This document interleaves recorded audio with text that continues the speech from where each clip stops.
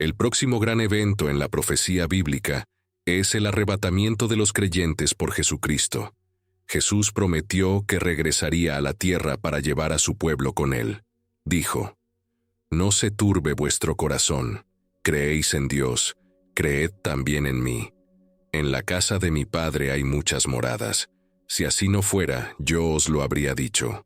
Voy a preparar un lugar para vosotros, y si me voy y os preparo un lugar, vendré otra vez y os llevaré conmigo, para que donde yo esté, vosotros también estéis». Juan 14:1-3. ¿Es bíblico el arrebatamiento? Después de su resurrección, Jesús ascendió al cielo y los discípulos fueron testigos de su ascensión. Después de haber dicho estas cosas, fue elevado mientras ellos miraban, y una nube lo ocultó de su vista. Mientras estaban mirando fijamente al cielo mientras él se iba, dos hombres vestidos de blanco se pusieron junto a ellos y dijeron: «Hombres de Galilea, ¿por qué estáis mirando al cielo? Este mismo Jesús, que ha sido llevado de entre vosotros al cielo, vendrá de la misma manera en que lo habéis visto ir al cielo». Hechos 1:9-11. Dos puntos sobresalen en estos versículos.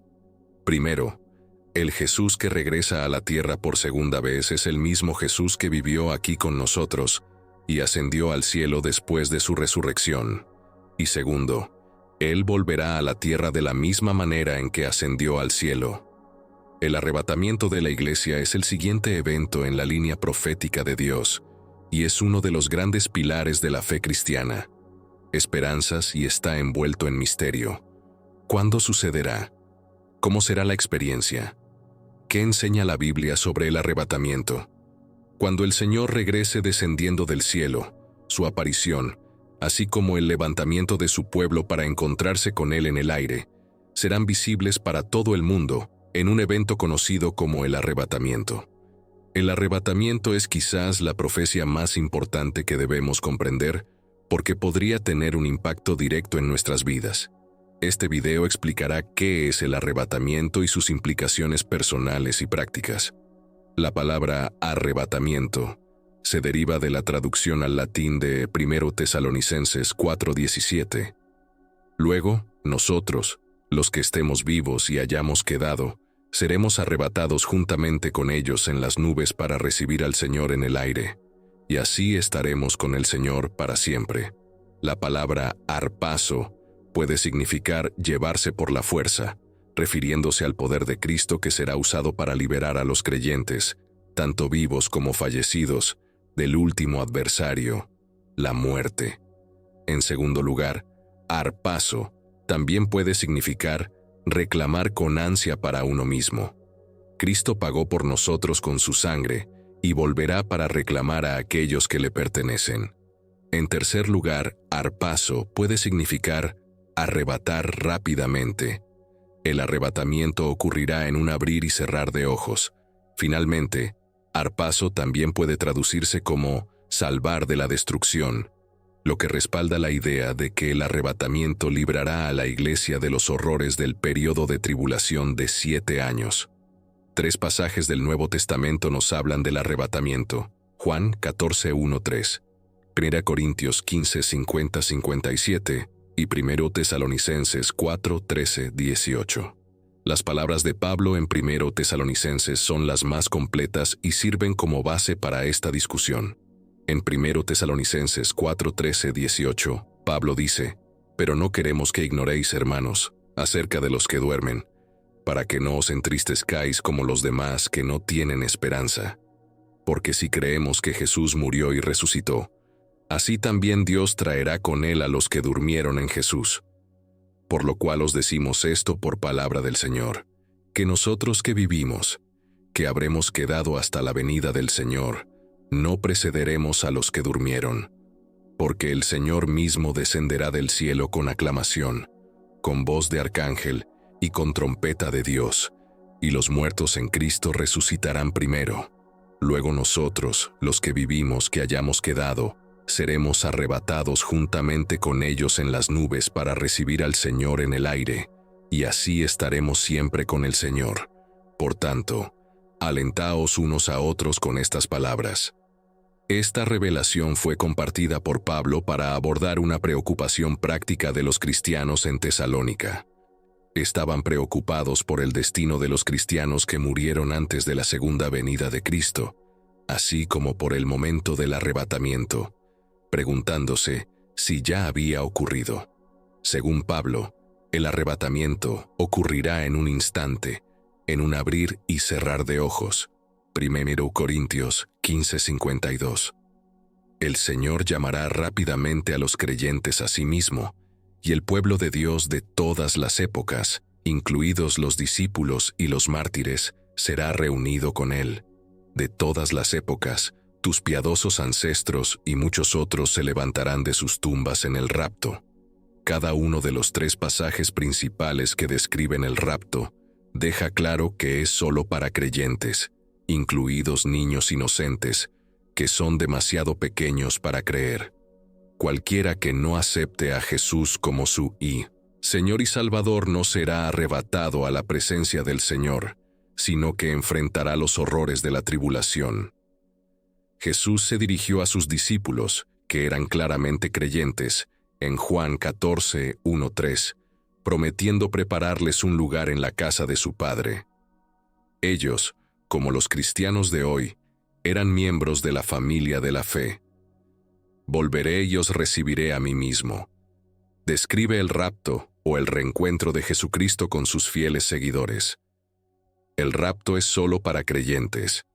Solo los seguidores de Cristo serán llevados al cielo cuando Él regrese.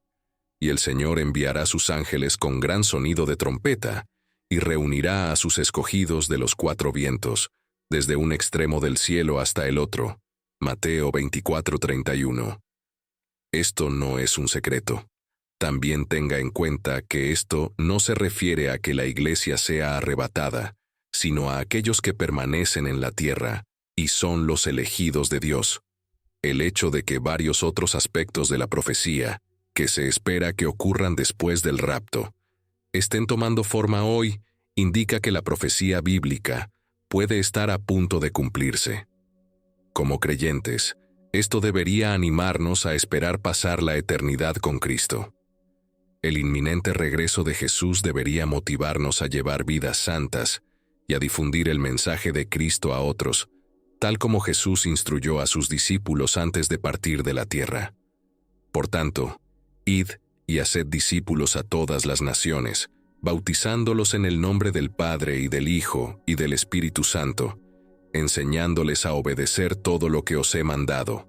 Mateo 28:19-20. Id y haced discípulos de todas las naciones, ayudando a las personas a conocerme, creer en mí y obedecer mis palabras, bautizándolas en el nombre del Padre y del Hijo y del Espíritu Santo, enseñándoles a observar todo lo que os he mandado. Y he aquí, yo estoy con vosotros todos los días, permaneciendo con vosotros perpetuamente, independientemente de las circunstancias y en cada ocasión, hasta el fin del mundo. La verdad completa sobre el regreso de Cristo se encuentra en Apocalipsis 1:7. Mirad, viene con las nubes y todo ojo le verá, incluso aquellos que lo traspasaron, y todas las tribus de la tierra harán lamentación por él. Sí, amén.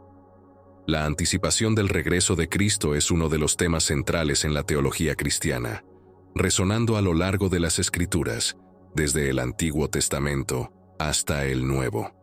La promesa de una segunda venida sirve tanto como un faro de esperanza para los creyentes, como un recordatorio solemne del juicio inminente para aquellos que lo rechazan.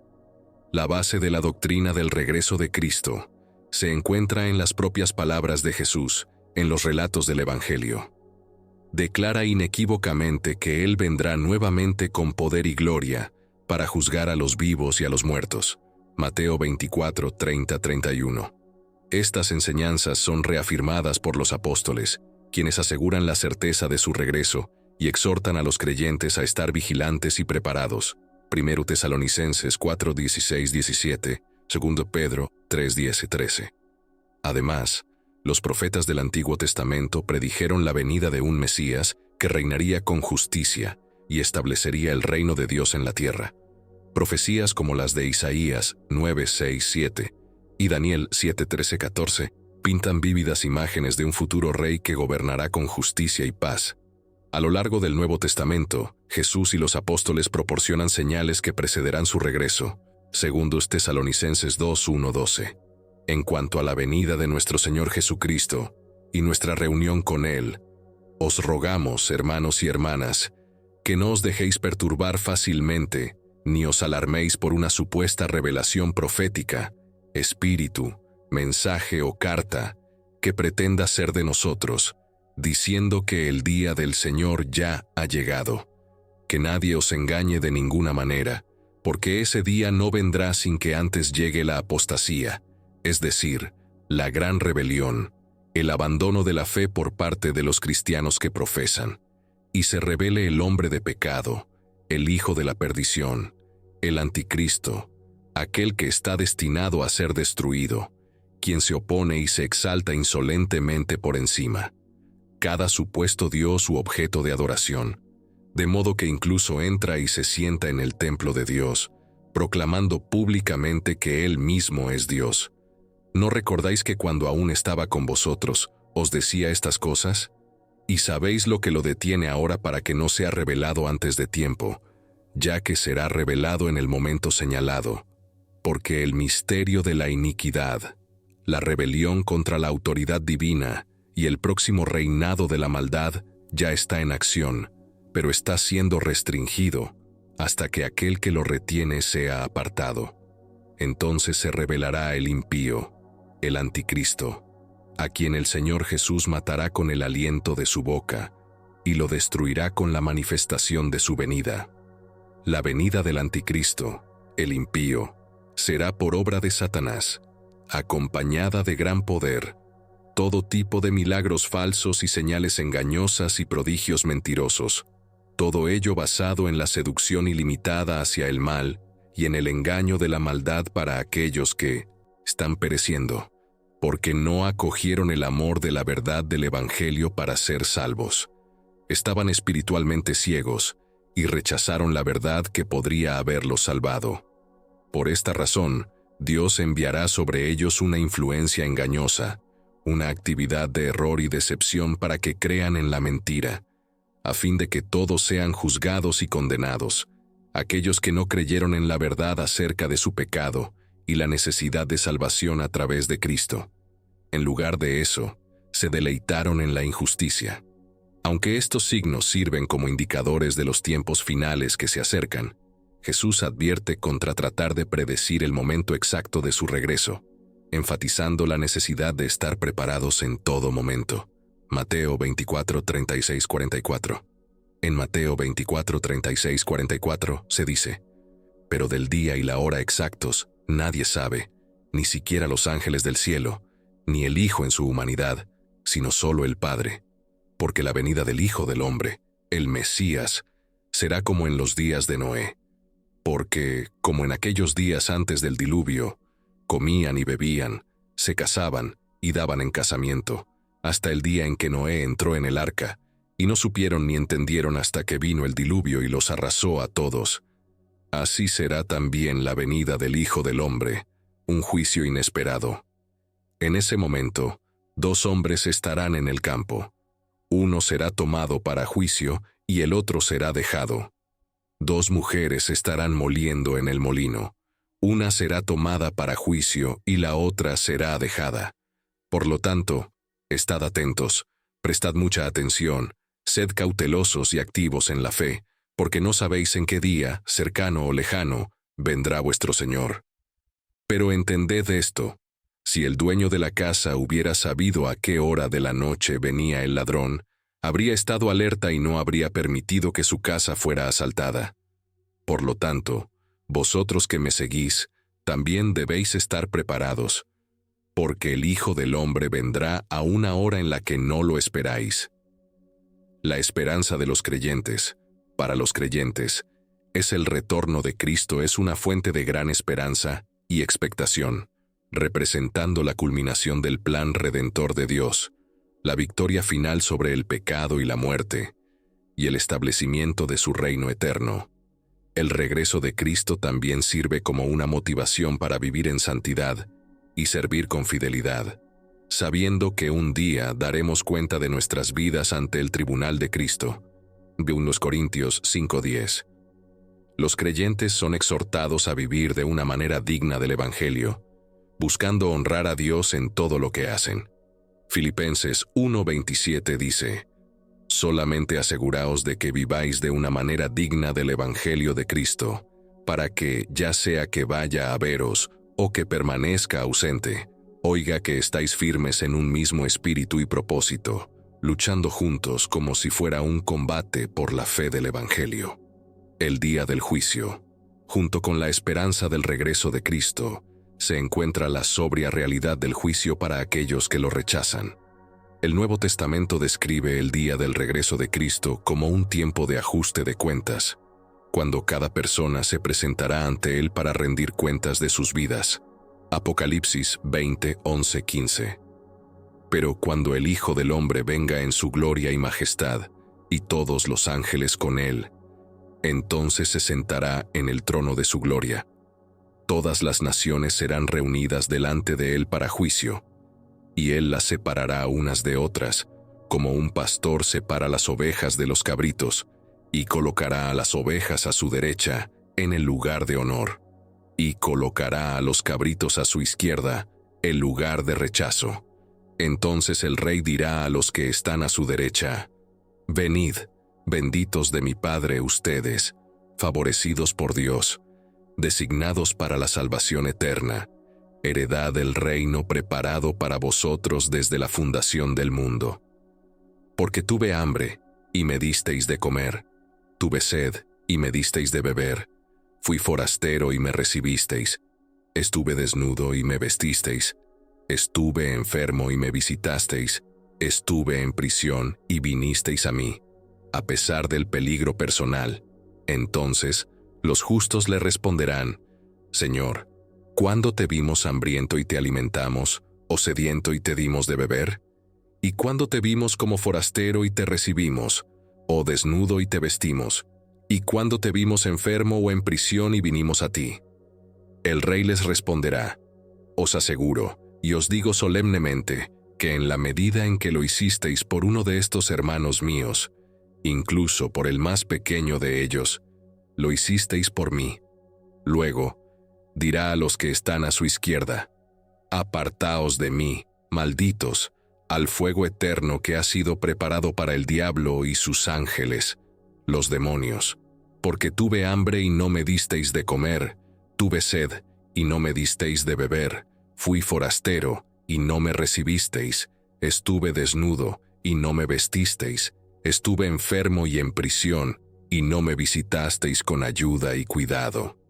Entonces ellos también responderán: «Señor, ¿cuándo te vimos hambriento o sediento, o como extraño, o desnudo, o enfermo, o en prisión, y no ministrasteis a mí?»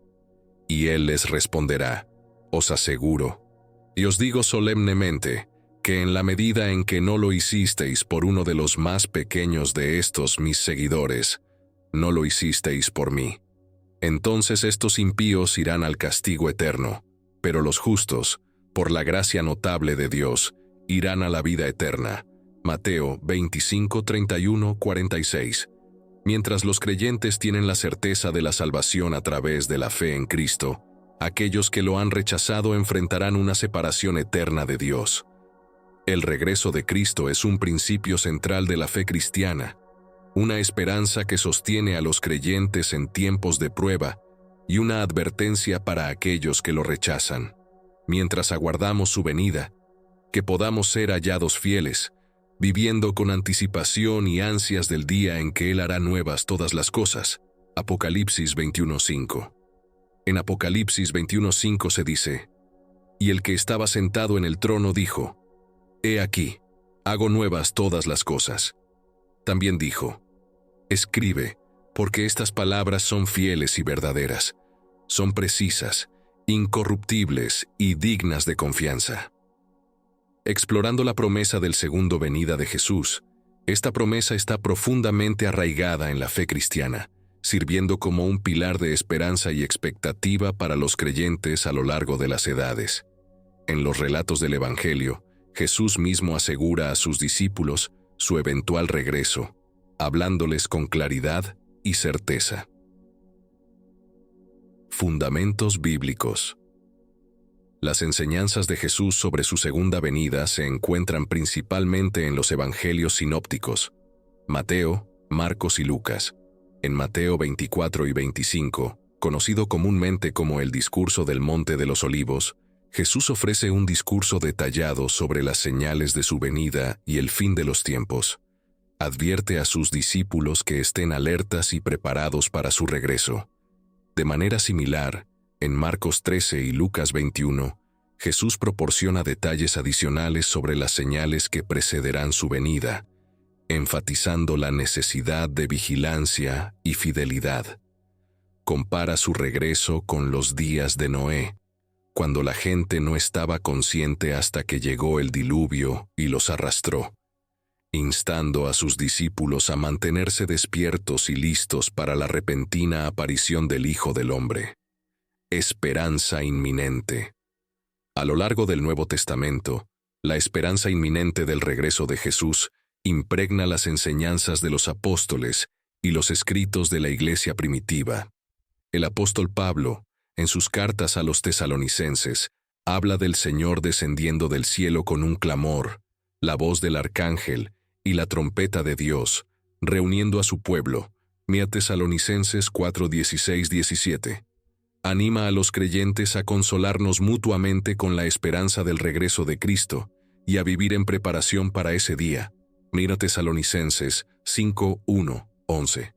De igual manera, el apóstol Pedro escribe sobre el día venidero del Señor, cuando los cielos pasarán con un estruendo, y los elementos serán destruidos por fuego, exhortando a los creyentes a vivir vidas de santidad y en piedad mientras aguardamos ese día.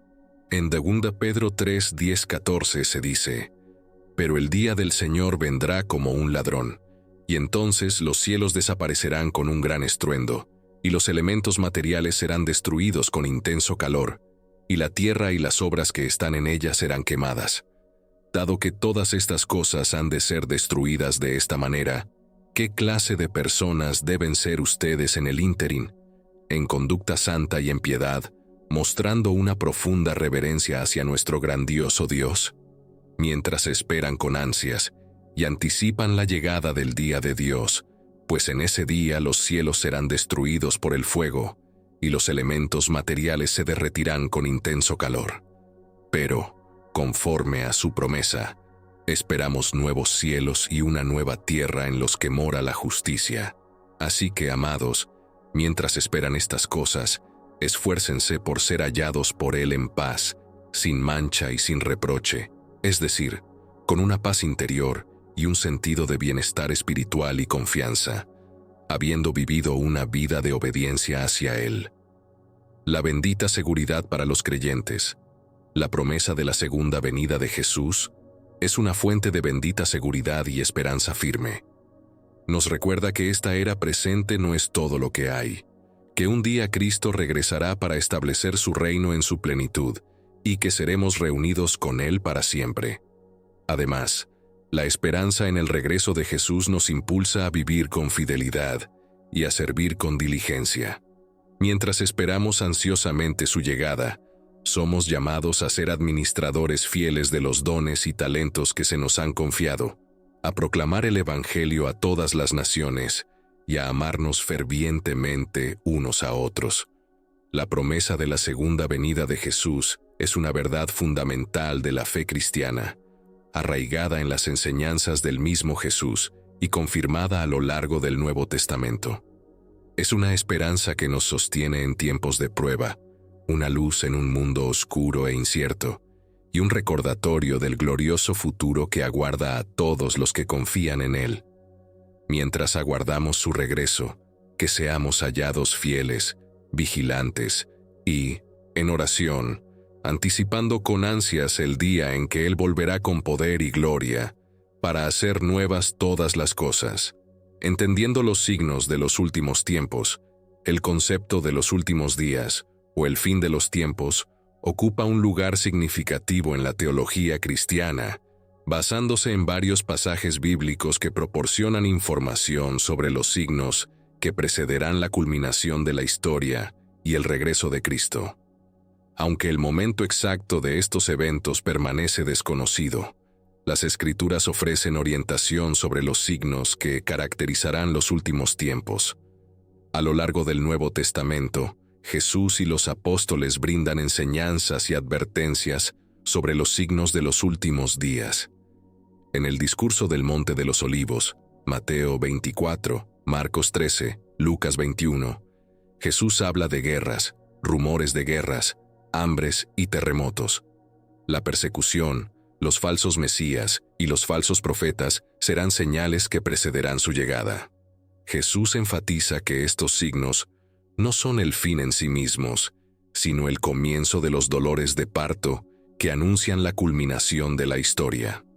De manera similar, el apóstol Pablo en sus cartas a los tesalonicenses y a Timoteo advierte sobre la llegada del hombre de la iniquidad, la rebelión y la gran apostasía que precederán el día del Señor.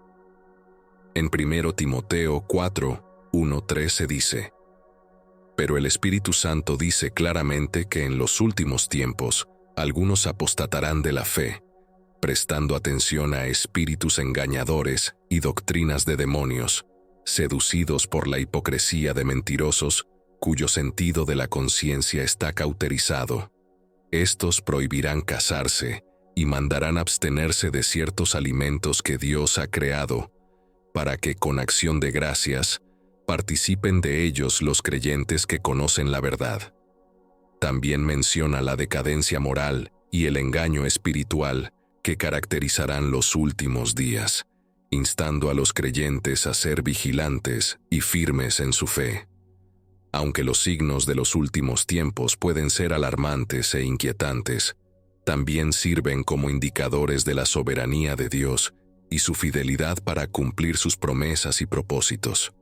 En lugar de infundir miedo o ansiedad, estos signos deben motivar a los creyentes a acercarse a Dios, aferrarse a su fe y permanecer fieles. Vivir una vida de piedad y pureza con la esperanza de la segunda venida de Cristo. Además, los signos de los últimos tiempos nos recuerdan la urgencia del mensaje del Evangelio y la importancia de proclamar la buena nueva a todas las naciones, tal como lo declara Jesús. Y será predicado este Evangelio del reino en todo el mundo, para testimonio a todas las naciones, y entonces vendrá el fin. Mateo 24:14. Así, incluso en medio de la incertidumbre y el caos, los creyentes están llamados a ser embajadores de la reconciliación, compartiendo la esperanza de la salvación con un mundo desesperado por redención.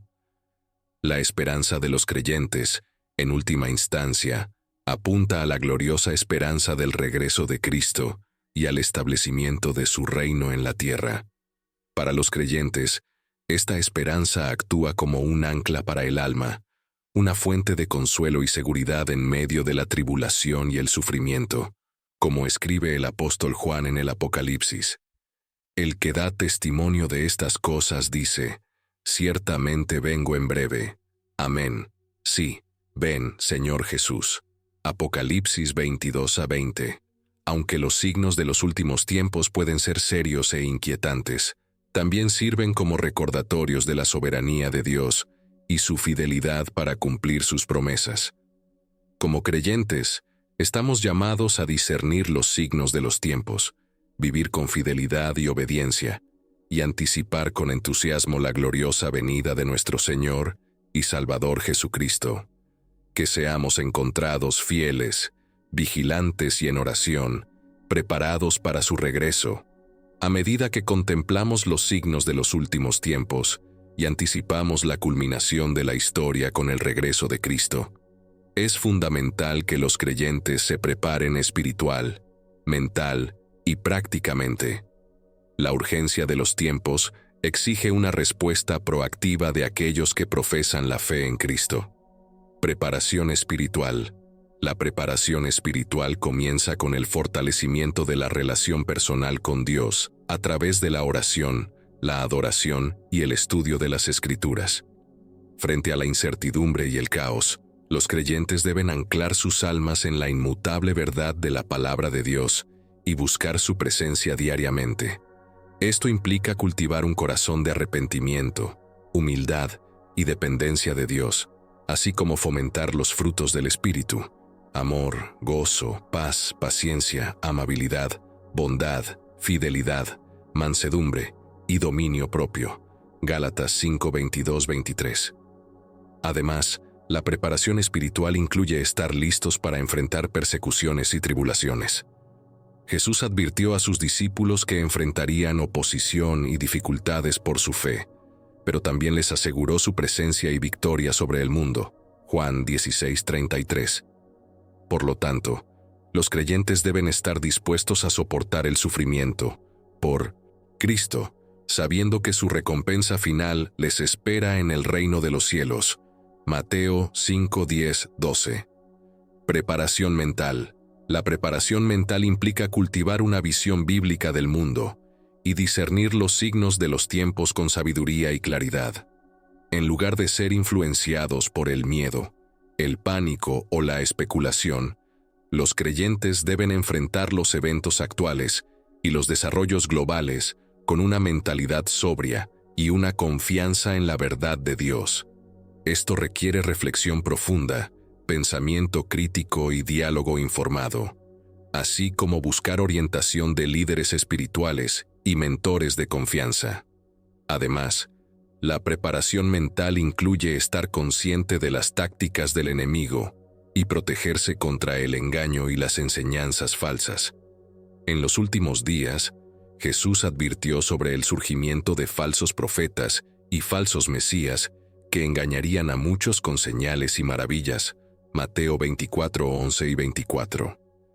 Por lo tanto, los creyentes deben estar arraigados en las Escrituras y equipados con discernimiento para reconocer y refutar las falsedades, aferrándose a la verdad del Evangelio. La preparación práctica abarca tanto esfuerzos individuales como comunitarios para atender las necesidades físicas, emocionales y relacionales de uno mismo y de los demás. Esto puede incluir planificación financiera prudente, preparación para emergencias e iniciativas de construcción comunitaria destinadas a fomentar la resiliencia y la solidaridad en tiempos de crisis. Además, la preparación práctica implica involucrarse en actos de compasión, justicia y misericordia hacia aquellos que están marginados, oprimidos o sufriendo. Jesús enseñó que lo que hacemos por el más pequeño de sus hermanos y hermanas, lo hacemos por él. Mateo 25:40. Subrayando así la importancia del amor y el servicio activos en el reino. Como los creyentes esperan la culminación de la historia con el regreso de Cristo, se les llama a prepararse espiritual, mental y prácticamente para los desafíos y oportunidades que se avecinan. La importancia de la profecía en la fe cristiana es profunda, ya que representa una fuente de esperanza, aliento y seguridad.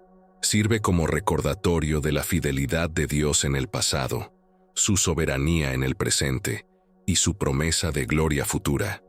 Como escribe el apóstol Pedro, y tenemos la palabra de los profetas más confirmada, a la cual hacéis bien en estar atentos, como a una antorcha que alumbra en un lugar oscuro, hasta que el día esclarezca y el lucero de la mañana salga en vuestros corazones.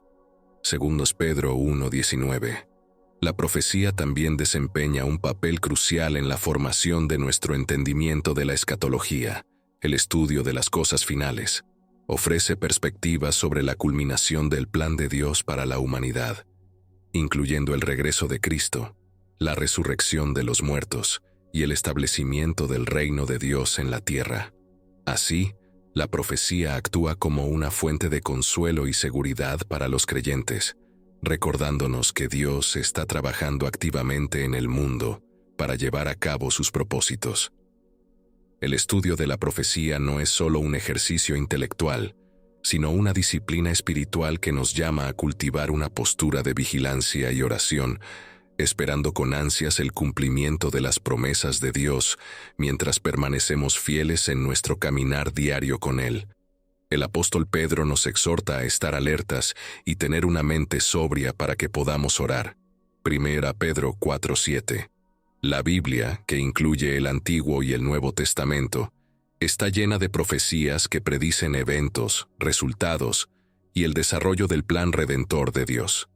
Estas profecías ofrecen una visión de la perspectiva divina, proporcionando vislumbres de la eternidad dentro de los límites de la historia humana.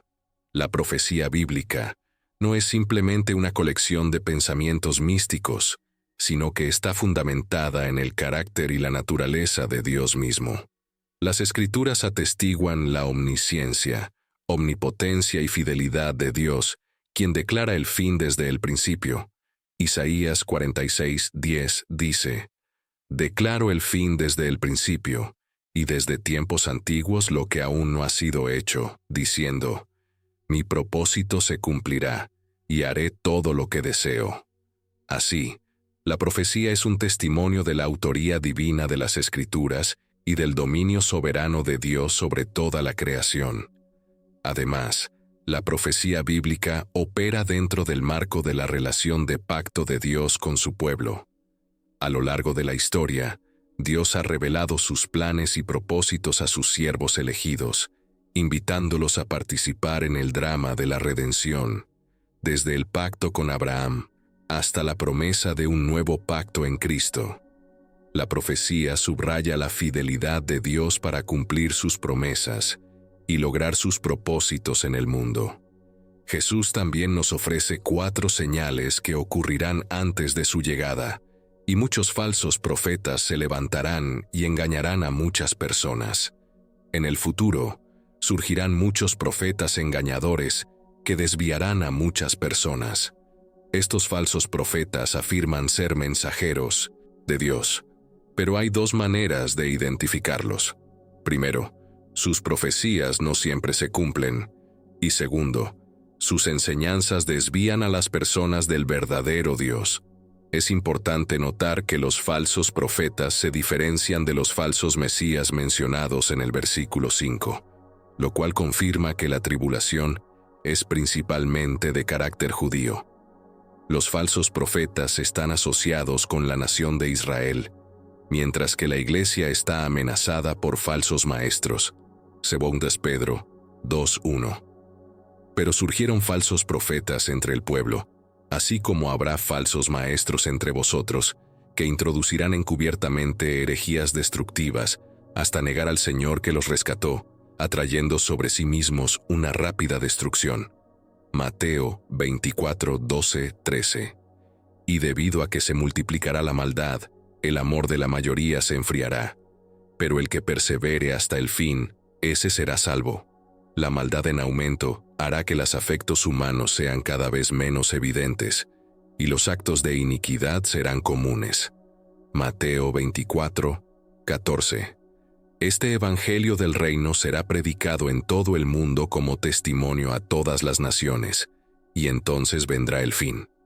En este periodo, las buenas noticias sobre el regreso de Cristo para establecer su reino en la tierra serán proclamada en todo el mundo como testimonio para todas las naciones. Esta buena noticia es conocida como el Evangelio del Reino. Aquellos que acepten a Cristo por fe durante la tribulación disfrutarán de las bendiciones de su reinado milenial. Mateo 24:15-36. Por tanto, cuando veáis en el lugar santo la abominación desoladora de la que habló el profeta Daniel, el que lee, entienda. Entonces los que estén en Judea huyan a los montes. El que esté en la azotea, no descienda a tomar algo de su casa, y el que esté en el campo, no vuelva atrás a tomar su capa. Pero ay de las que estén encintas y de las que críen en aquellos días. Orad pues que vuestra huida no sea en invierno ni en sábado, porque habrá entonces una gran tribulación, cual no ha habido desde el principio del mundo hasta ahora, ni la habrá jamás. Y si aquellos días no fueran acortados, nadie sería salvo. Mas por causa de los escogidos, aquellos días serán acortados. Entonces, si alguno os dijere, mirad, aquí está el Cristo, o ahí está, no le creáis. Porque se levantarán falsos cristos y falsos profetas, y harán grandes señales y prodigios, de tal manera que engañarán, si fuera posible, aún a los escogidos. He aquí, os lo he dicho antes, así que, si os dijeren, está en el desierto, no salgáis. O está en los aposentos, no lo creáis. Desde el este hasta el oeste, así será la venida del Hijo del Hombre. Donde esté el cadáver, allí se reunirán los buitres. Pero inmediatamente después de la tribulación de esos días, el sol se oscurecerá, la luna no dará su luz, y las estrellas caerán del cielo, y las potencias de los cielos serán sacudidas. Entonces aparecerá en el cielo la señal del Hijo del Hombre, y todas las tribus de la tierra lamentarán, y verán al Hijo del Hombre viniendo sobre las nubes del cielo con gran poder y gloria. Y enviará a sus ángeles con un gran toque de trompeta, y reunirán a sus escogidos de los cuatro vientos, desde un extremo del cielo hasta el otro. Aprendan la parábola de la higuera. Cuando sus ramas se ponen tiernas y brotan hojas, saben que el verano está cerca. Así también, cuando vean todas estas cosas, reconozcan que Él está cerca, a las puertas. De cierto les digo que esta generación no pasará hasta que todas estas cosas ocurran. El cielo y la tierra pasarán, pero mis palabras no pasarán. Pero en cuanto a ese día y hora, nadie sabe, ni los ángeles del cielo, ni el Hijo, sino solo el Padre. En ese pasaje, Él dio 4 señales distintas de su venida. Una de las 4 señales ya está presente, mientras que las otras 3 no lo están. Por eso digo que estamos en el principio de los tiempos finales. Entonces, ¿cuáles son exactamente estas 4 señales que nos dio? La primera es claramente desastres en el mundo, y menciona, por ejemplo, guerras, hambres y terremotos.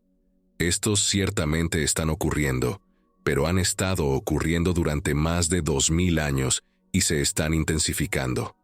Según Jesús, la primera señal de los tiempos finales es la aparición de guerras, rumores de guerras, terremotos y hambre. Él nos advierte que no nos dejemos engañar, ya que el engaño es un peligro que debemos vigilar tanto dentro como fuera de la iglesia a medida que nos acercamos a los tiempos finales. En este caso, se afirma que habrá falsos cristos y falsos mesías que se aprovecharán de los desastres naturales para presentarse como salvadores. Se han conocido incidentes en los que pretendientes han llevado a personas a lugares desérticos solo para terminar en tragedia. Es importante notar que hay varios falsos salvadores que afirman ser el libertador prometido de todos nuestros problemas. Cuantos más problemas enfrentemos, más falsos libertadores surgirán. Sin embargo, como Jesús nos aconseja, no debemos alarmarnos ni preocuparnos cuando sepamos de nuevas guerras, tragedias o hambrunas. Él dijo algo asombroso: estos son eventos dolorosos, pero no son dolores de muerte, son dolores de parto. Así que cuando leas sobre desastres en los medios, estos son los dolores que indican que algo nuevo está a punto de nacer. Esto debería cambiar completamente nuestra actitud. Sabemos a dónde se dirige el mundo. No debemos alarmarnos ni desanimarnos tanto como el mundo se preocupará por estas cosas. Los desastres en el mundo son el dolor de parto de un nuevo mundo que está por nacer. Por lo tanto, somos muy diferentes. Tenemos simpatía por quienes están sufriendo desastres y, con suerte, expresamos nuestra ayuda. Pero en nuestros corazones no estamos alarmados, estamos esperanzados. Estamos esperando el nacimiento de un nuevo mundo y, por ello, no nos desanimamos ni deprimimos por todos los problemas en el mundo. En resumen, el consejo de Jesús sería no entrar en pánico, no perturbarse, sino incluso alegrarse y decir que estos son signos de algo nuevo que está sucediendo. El segundo signo de su venida no está en el mundo, sino en la iglesia. Los desastres en el mundo son el primer signo. El segundo está en la iglesia. Así como dividió el primer signo en 3 partes: guerras, terremotos y hambres. Divide el segundo signo en 3 partes. Todas ocurrirán dentro de la iglesia. La primera es la persecución. Seremos odiados en todas las naciones. El segundo aspecto del signo sería una reducción significativa en el tamaño de la iglesia. El amor de la mayoría se enfriará. Cuando toda la iglesia esté bajo presión, muchos cristianos normales, si no todos los verdaderos cristianos, se apartarán bajo las cargas de la persecución universal, y su amor se enfriará. Es importante examinarnos para asegurarnos de que estamos genuinamente en la fe, y así estar seguros de que nuestro amor por Cristo no se desvanecerá. 2 Corintios 13:5 dice: Examínense a sí mismos para ver si están en la fe. Péguenle una mirada a ustedes mismos. No reconozcan esto en ustedes mismos, que Jesucristo está en ustedes, a menos que realmente fallen en la prueba. Si verdaderamente pertenecemos a Cristo, podemos estar seguros de que poseemos el amor del Espíritu que nunca se enfría. Por lo tanto, debemos hacer todo lo posible para aumentar nuestro amor. Filipenses 1:9-11 dice: Y esto pido en oración, que vuestro amor abunde aún más y más en conocimiento y en toda percepción, para que aprobéis lo mejor, a fin de que seáis sinceros y sin ofensa para el día de Cristo, llenos del fruto de justicia, que es por medio de Jesucristo, para gloria y alabanza de Dios. Este es un signo muy preocupante. La gran sorpresa en la tercera parte del signo es que el Evangelio será predicado a todos los grupos raciales.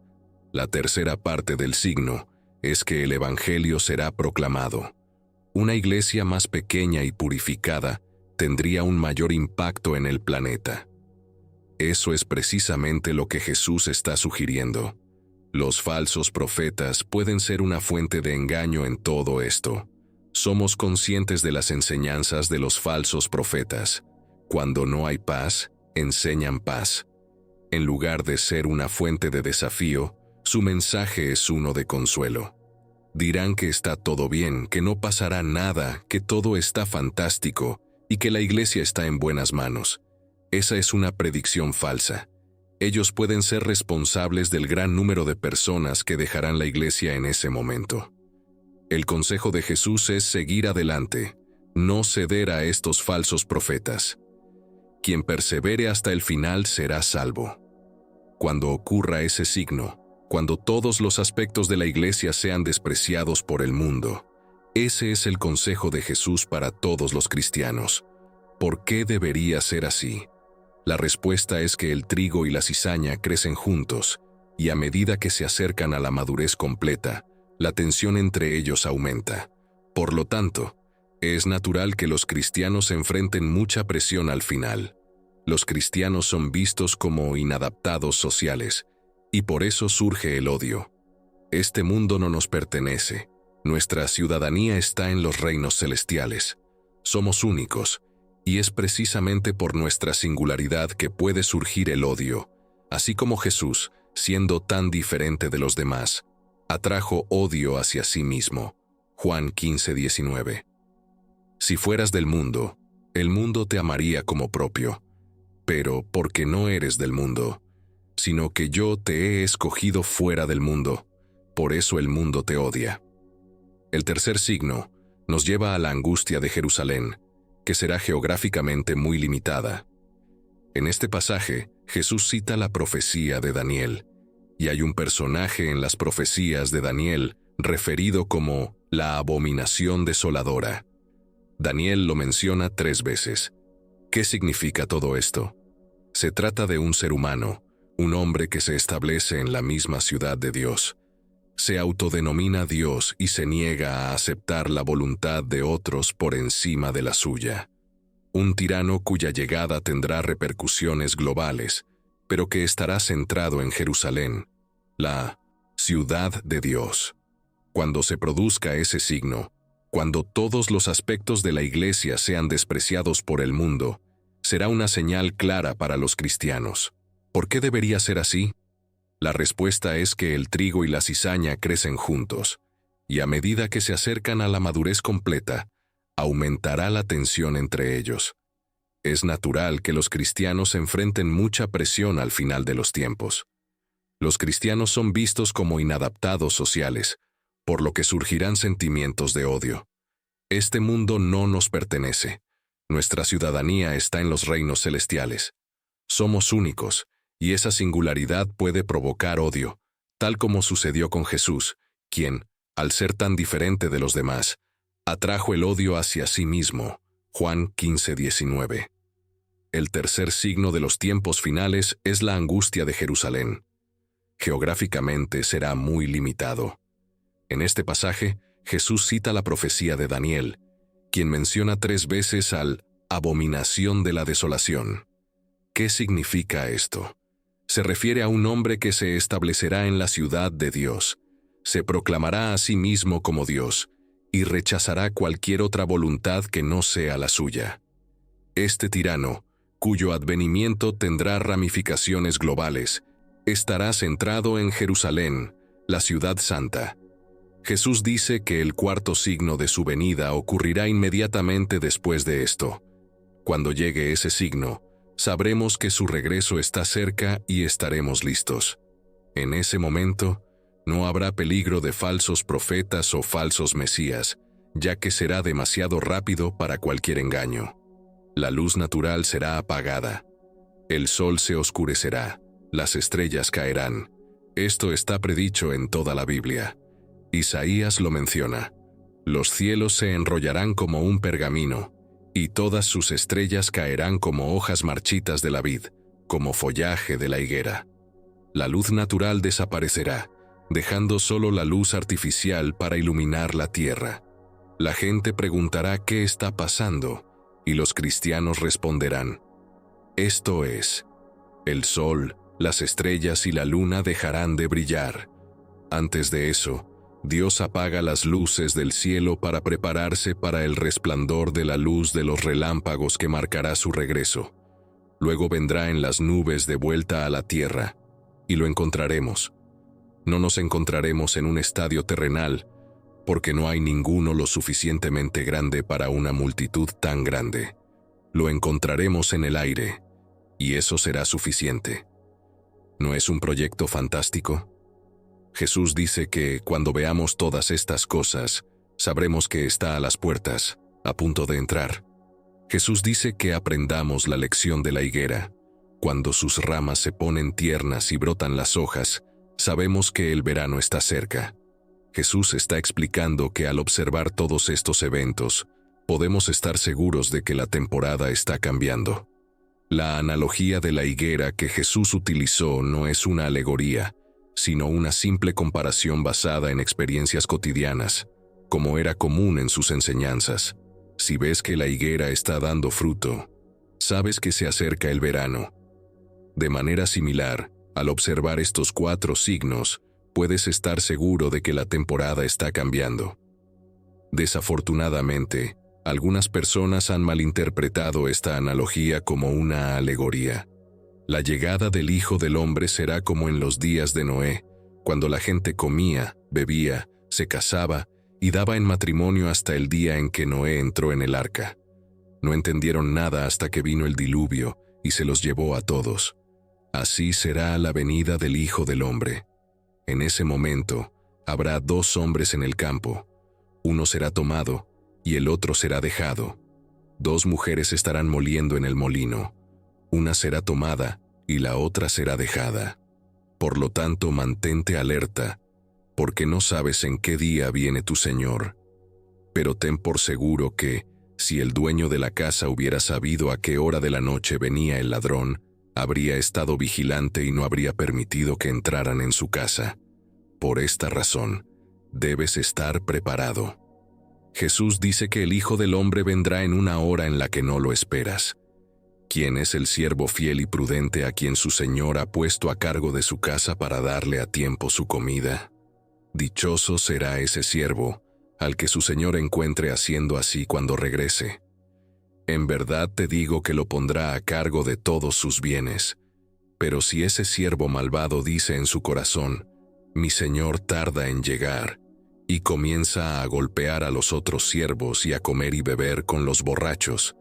Entonces, el señor de ese siervo vendrá en un día que no espera y en una hora que no sabe. Lo castigará severamente y le asignará su lugar con los hipócritas, donde habrá llanto y rechinar de dientes. Mateo 24, 37, 51. En la continuación de este sermón, Jesús presenta 3 parábolas: las 10 vírgenes, de las cuales las prudentes tenían sus lámparas encendidas cuando llegó el novio, mientras que las insensatas habían dejado que se apagaran y no pudieron asistir a la boda. La parábola de los talentos, en la que algunos recibieron 10 talentos, otros 5, y uno recibió 1. Cuando el Señor regresó, preguntó qué habían hecho con los talentos que les había dejado. El hombre que recibió 10 talentos dijo que había ganado otros 10. El hombre que recibió 5 talentos dijo que había ganado otros 5, mientras que el que recibió 1 respondió que no hizo nada con él porque lo enterró. Argumentó que sabía que su señor era un hombre severo que cosecha donde no ha sembrado y exige lo que no ha sembrado. ¡Qué comentario tan terrible para hacer! Observamos lo que Jesús dijo y cómo el Señor respondió a este siervo. Después de esto, el pasaje final no es una parábola, sino una predicción directa que utiliza una analogía entre ovejas y cabras. Jesús concluyó esta comparación dividiendo a las naciones y explicando por qué las dividió.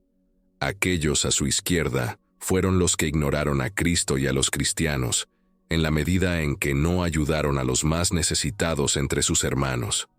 Al hacerlo, no estaban ignorando a Cristo sino a estas personas. En contraste, aquellos a su derecha recibieron elogios porque vieron a Cristo en sus hermanos, y, al ayudar a los más pequeños de ellos, lo hicieron también para Cristo. No se trata de dividir a las personas en quienes realizan actos de filantropía y quienes no lo hacen. La clave está en el significado de la palabra hermanos. Cuando Cristo se refiere a hermanos, siempre está hablando de sus propios seguidores. En el contexto de las enseñanzas de Jesús, hermanos es una palabra clave que significa aquellos que lo siguen. En esencia, Jesús está diciendo que lo que se haga a los cristianos, se hace a Él. La actitud hacia Cristo se revela a través del trato que se les da a los cristianos, y es este principio el que determina cómo se dividen. Primero, se nos advierte que nadie conoce el diario de Dios. Ni siquiera Jesús sabía la fecha de su regreso. Los ángeles no lo sabían, y ningún ser humano lo sabe.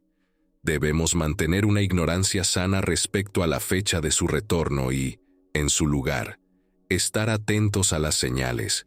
Así, con la ayuda de un Padre amoroso y bondadoso, nos reunimos en tu presencia buscando comprensión y sabiduría a partir de tu palabra, la Biblia. Reconocemos que tu palabra es una lámpara para nuestros pies y una luz en nuestro camino, guiándonos en el viaje de la vida. Hoy te pedimos tu dirección mientras profundizamos en sus enseñanzas. Señor, te agradecemos por el don de la Biblia, un tesoro de conocimiento y sabiduría que revela tu carácter y tu plan para la humanidad. Ayúdanos a acercarnos a ella con corazones y mentes abiertos, dispuestos a recibir las verdades que has dispuesto para nosotros. Concede la humildad para reconocer que no siempre podemos comprender plenamente tu palabra. Ayúdanos a dejar de lado nuestras ideas preconcebidas y prejuicios, permitiendo que tu Santo Espíritu ilumine las Escrituras para nosotros. Padre, te pedimos claridad e insight mientras estudiamos tu palabra. Que sus mensajes resuenen profundamente en nosotros, transformando nuestros corazones y mentes conforme a tu voluntad. Ayúdanos a discernir los significados más profundos detrás de las historias y enseñanzas, reconociendo las verdades atemporales que contienen. Te pedimos discernimiento para distinguir entre el contexto cultural y los principios eternos, sabiendo que mientras algunos pasajes pueden ser específicos para una situación particular. Primero, hay una advertencia de que nadie conoce el calendario de Dios. Ni siquiera Jesús sabía la fecha de su regreso. Los ángeles no lo sabían, y ningún hombre lo sabía. Debemos mantener una ignorancia sana sobre la fecha de su retorno cercano, prestando atención a las señales para conocerlo. Padre amoroso y gracioso, al reunirnos en tu presencia, buscamos comprensión y sabiduría de tu palabra, la Biblia. Reconocemos que tu palabra es una lámpara a nuestros pies y una luz en nuestro camino, guiándonos en el viaje de la vida. Hoy pedimos tu guía mientras exploramos sus enseñanzas. Señor, te agradecemos por el don de la Biblia, un tesoro de conocimiento y sabiduría que revela tu carácter y tu plan para la humanidad. Ayúdanos a acercarnos a ella con corazones y mentes abiertas, listos para recibir las verdades que has dispuesto para nosotros. Concédenos la humildad para reconocer que no siempre podemos comprender tu palabra en su totalidad. Ayúdanos a dejar de lado nuestras preconcepciones y prejuicios, permitiendo que tu Santo Espíritu ilumine las Escrituras para nosotros. Padre, oramos por claridad e insight mientras estudiamos tu palabra, que sus mensajes resuenen profundamente dentro de nosotros, transformando nuestros corazones y mentes de acuerdo a tu voluntad.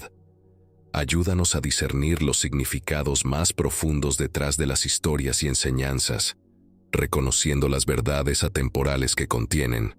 Pedimos discernimiento para distinguir entre el contexto cultural y los principios eternos, sabiendo que, aunque algunos pasajes pueden ser específicos para un tiempo y lugar determinados, el mensaje general de tu amor, gracia y redención permanece constante. Señor Jesús, tú eres la palabra viva y a través de ti fueron creadas todas las cosas. Que tu Espíritu nos guíe mientras navegamos por las complejidades de las Escrituras, revelándonos la profundidad de tu amor y la belleza de tu plan de salvación. Concede el coraje para hacer preguntas y buscar respuestas, sabiendo que siempre estás dispuesto a revelarte a aquellos que te buscan sinceramente. Ayúdanos a abordar tu palabra con una curiosidad infantil, deseosos de aprender y crecer en nuestra comprensión de ti.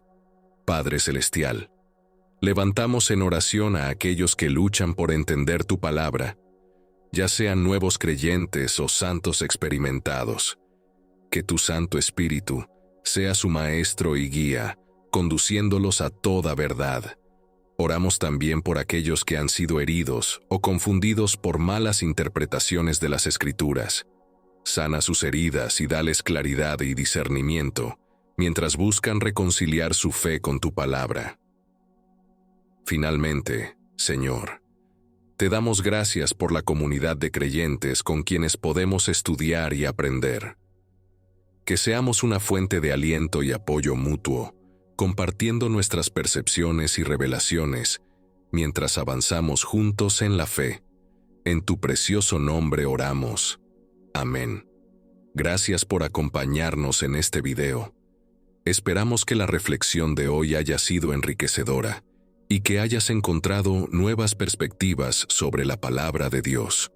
Nos encantaría saber qué aprendiste y cómo estos temas han impactado tu vida.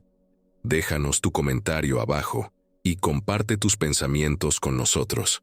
Si te ha gustado el contenido, no olvides darle un me gusta y suscribirte al canal para no perderte nuestros próximos videos. Tu apoyo es muy importante para nosotros y nos motiva a seguir compartiendo más enseñanzas y reflexiones. Que Dios te bendiga y te guíe en tu camino de fe. Nos vemos en el próximo video.